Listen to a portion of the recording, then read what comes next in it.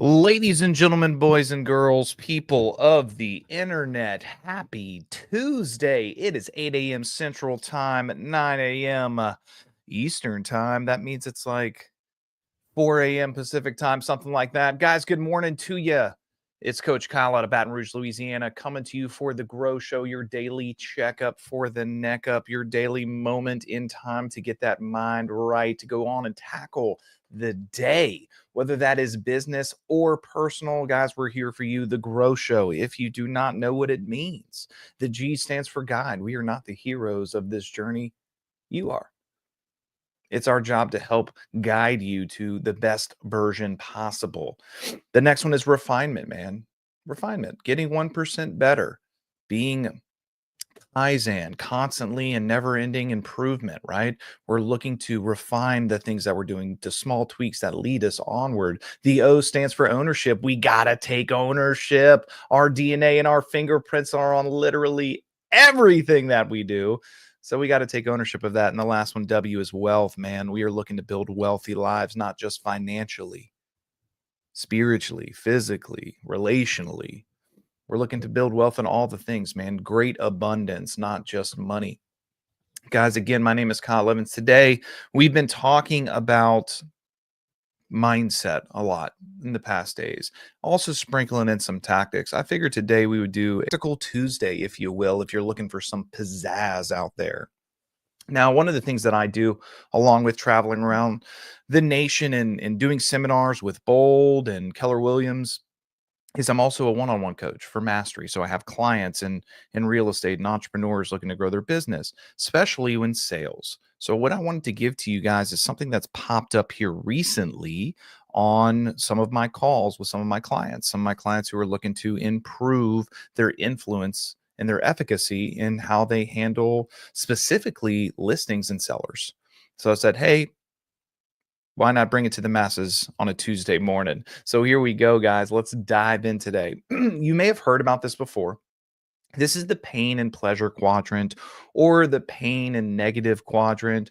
It's known by different things. Essentially, the goal is to take people and move them through this quadrant. It's not to be used unethically, it's simply to help people uncover and see the truth of where they're at. Guys, influence and leadership can simply be described as holding people in their reality long enough to appreciate their circumstances. Let me say that again. Holding people in their own reality long enough for them to simply appreciate their circumstances. There's so much going on left and right all the time in this microwave information society. And with that, sometimes we don't take the time to appreciate the circumstances or appreciate the picture we may be painting of ourselves or the real story that's going on, not just the one that we're making for us in our heads. So the pain and pleasure quadrant, guys, I'm going to bring it up here on your screens. If you're watching, if you're listening, just follow the sound of my voice. But check this out. Most people start up here in this top quadrant here, the top left, the pleasurable present, if you will. Let's bring it to a seller. Most people like their home for the most part, right? It's enough. I would ask questions when I'm talking to them. What drew you to this house? What do you like about this house? How many memories did you make, right? Just different things, calling out the pleasurable present. This may look something like, if we're talking about a pricing strategy, because if your sellers are anything like mine, more often than not, they overprice their homes mentally right here between the ears. So it might be a certain price that they want to take to market that you know is too high. Our job, our goal is to help get them out of the pleasurable present and get them to the real motivation that they actually desire. That's all the way on the other side at the pleasurable future. But to get there together, we've got to go through the quadrants. So let's walk through this, man. The pleasurable present, again, they're comfortable. They're comfortable in their situation for the most part. Now, you're there for a reason more often than not. Our goal is to get them to author The reason why you are there, the reason why they may be interested in selling, the reason why they're listing their home, the reason why they should choose you as their local economist of choice to list that bad boy on the open market. But we can't tell them. They have to author it. Gary Keller says authorship is ownership. One of my first bolds that I took, the guy said this and it went rent free in my head. Selling isn't telling, selling is asking questions.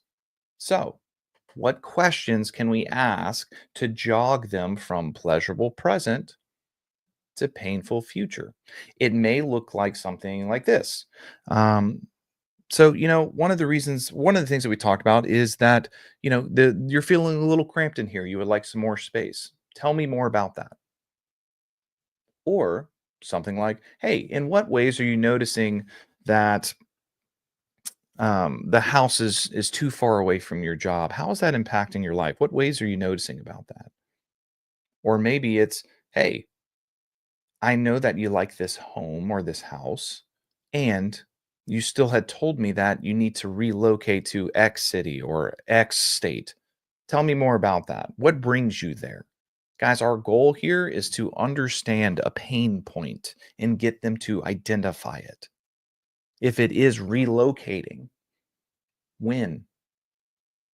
For what? What will that do for them? Because that's going to establish something that they need, somewhere that they need to be, and the place that they are, right? The negative or painful present. If it's cramped, I want them to understand that their home is not perfect. It is a house that is imperfect. One of the questions I might ask is, hey, you know what? If you could wave a magic wand and change anything about this house, what would you change? Listen, respond. And if they say something, I would probably say something like this. What else? What else? What else? Walk me through that. Tell me more about that. What specifically does that do for you guys? Understand where they're coming from. This is where you slow down. You start slowing down. Our goal here is to establish doubt or pain or the negative appreciation of where they are. Because here's the thing, the truth of the matter is this, guys, there is no perfect home. There just isn't. There's always something that they want to change. That's not uh, unethical to bring up or Machiavellian. It's just a fact. And so I want them to honor that. I want them to sit in that appreciation or not appreciate the things that they desire to change. Because here's the reason, I'm here for a reason. Whether that's a small reason or a big reason, I am talking to them about listing their home for a reason. I'm usually in front of them. So they invited me over for a reason. Guys, a lot of times real estate agents are too much in their head. I don't know if you're like me, but I don't necessarily invite strangers over to my house to walk through it and give me their price opinion. Why? Because that's just weird. So the fact that you're there means that they do need help. Our job as professionals is to help guide them to that, help them uncover what it is, help them author it. So when we get to the painful present, what would you change? What is the friction in this home? What is your specific motivation for moving? What came to your mind? What brought me out here today? Get them to author the reason. Now let's stay to move to the next one, guys. Moving to the painful future. What we need to do here is what I want you to understand is quadrant number 3, painful future or negative future, is the magic square. This one does the heavy lifting. This is where all the things happen. Unfortunately, it can be a little uncomfortable. Why? Because we're talking about something negative in their future. We're talking about a painful future. It can be uncomfortable. Most real estate agents desire to help people, they desire to save people. And because of this, they are not trained enough to stay here as long as it takes because they rush to save the seller instead of holding them in their reality long enough to appreciate their circumstances. So for quadrant 3, our goal is to future pace that painful present. Hey, if nothing changes, what is 6 months, 12 months, 18 months of continuing with the problem that you listed do for you? How does that show up for you guys? Oh, I know you have a kid on the way and you said you're feeling cramped. What are you going to do when they're getting here? How is that going to impact your daily life? Let's say it's pricing. Hey, we wanted to price at 400. You know it's worth 300. Bring them down. Hey, what if you're wrong? What if it sits on the market? What if it sits on the market for 6 months? What if it sits on the market for 12? Do you guys know about the cost of holding, paying that interest, paying utilities, paying taxes? There's an associated cost with holding your home. What's that over 6 months, 12 months? That's not including what happens to your buyer pool. Mr. or Mrs. Seller, have you ever seen a home that's been on the market for 200 days? Yeah, I'm sure you have. What was your first thought? Something's wrong with it. If your thought is something's wrong with it, was your second thought we should pay above top dollar for this? What was it? Discount. Right. So then we have people who want to get your home at a discount. We have the cost of holding. And also it keeps you longer in this cramped space, keeps you longer from getting till Milwaukee. It keeps you longer from getting closer to your parents. It keeps you longer from that office and home that you've always wanted. It keeps you longer from sitting in traffic for 45 minutes to an hour each and every day on your commute. Whatever the motivation is, guys, we want to future pace it. And here's the thing, too, that I want you to understand: stories move mountains. Stories give third party verification. You guys should have some stories pre programmed in your presentation and in your brain for situations where people did not make the right decision, where over time it got worse. You should know that and let them know that, because you telling it is one thing. You telling another example and experience that someone else had is a drastically different one. That's social validity and social proof. So make sure you have some stories that can verify this. Guys, humans are wired to avoid loss more than they are wired to get gain. They're wired to run away from pleasure more than they are to run towards pain. I mean, yeah, prior to pleasure more than to avoid pain. Yeah, you guys get it. It's Tuesday. It's early. Every month you wait could mean X loss in equity because people want a discount. One of the future pacing ones that I love, especially around pricing, is the bakery reference. Hey, have you guys ever been to a bakery, either in your general grocery store or just a bakery specific? Yeah, sure, of course. Hey, fresh hot bread. Is it good? Yeah, of course. It's wonderful. Have you ever seen the one that's a day old or a couple days old? What do they do with the price? They mark it down. Why? Because nobody wants stale bread. Guys, if we don't price your home right, it can become stale.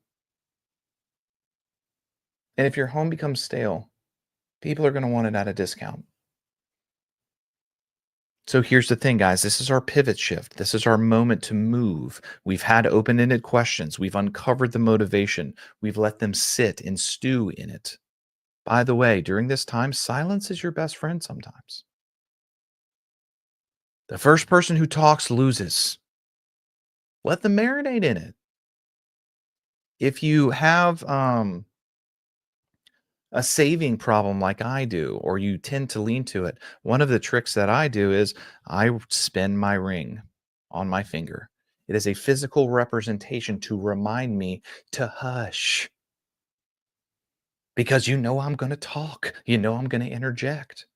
So when we're sitting there, remember, let them sit there for a little bit. Let them appreciate the circumstance, that painful future.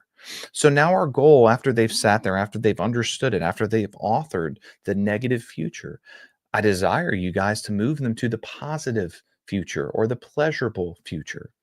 So it could be something like this, man. Hey, listen, imagine handing the keys over to a new homeowner, knowing you're moving on to X, knowing that you're getting that bigger house, knowing that you're shortening your commute, knowing that you're moving to the beach, knowing that you're retiring, knowing that you're getting money to pay off debt, whatever it is. What does that feel like? Imagine handing over the keys on closing day to a new buyer and we're getting out of that debt and we're moving on to our next thing, man. How do you feel in that moment? What impact does that have on you? If you have not noticed, guys, this whole time, I can't turn it off because it's been programmed into me. My tonality and my energy is different in each one of these boxes. Your body language, your tonality, your pacing is going to be pivotal in this. For the painful ones, I'm lower, I'm calmer, I'm curious, I'm confused. Why would you sit here longer than you should? But when I'm talking about the pleasurable future, I'm raising my tempo, I'm raising my energy, I'm raising my excitement. You thought, man, imagine if we hand those keys over to that new buyer and we're on to the next thing. How do you feel right there? What does that do for your family, right? You see that difference? Guys, this is important. It's nuanced and it's important. And you're going to have to practice this. Man, maybe they're moving closer to family, right? Maybe that's their goal, which a lot of people do. I would say something like, man, imagine those Sunday dinners, right? Without that 2-hour drive. How great is that going to be? I'm excited for you. I am. That's going to be awesome for you and your family. If we went ahead and priced it appropriately to where it can move, we can get you to that Sunday dinner probably quicker than you think. Sign here, press hard. Sign here, press hard. If they're downsizing, man, think of the peace of mind you're going to have with less expenses and not this big old house to take care of and keep up. My goodness. How much better is that going to feel? It's simple, guys, but it's not easy and it comes with practice. So, if you're looking to be more influential, if you're looking to become a better storyteller in helping people author some things, what I would consider or have you consider is practicing this pain and pleasure quadrant. Now, that was just a few examples on how to do it and different conversation models that can come up. And that was also a very quick example. We can talk about this for literally an hour and a half, 2 hours in a course all by itself. That's the best I can give you in a short block on the Tuesday morning. Guys, practice this. Start running it. Start adding your own spices, your own personality, your own flair to it. But you're not going to get good at it if you don't ever look at it, if you don't ever practice with a partner, if you don't ever role play it in your head.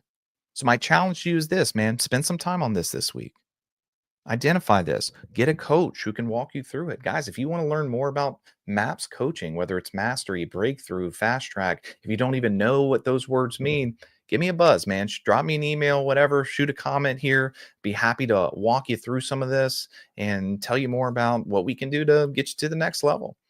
But until then, ladies and gentlemen, I got stuff to do and people to talk to. Love you. Mean it. Thanks for showing up today. Guys, go make today a great one because you deserve it. And I believe in you. And I know that this world is yours for the taking should you choose it. Ladies and gentlemen, boys and girls, people of the internet, Kyle Evans signing off for now. I'll see you guys tomorrow morning, bright and early.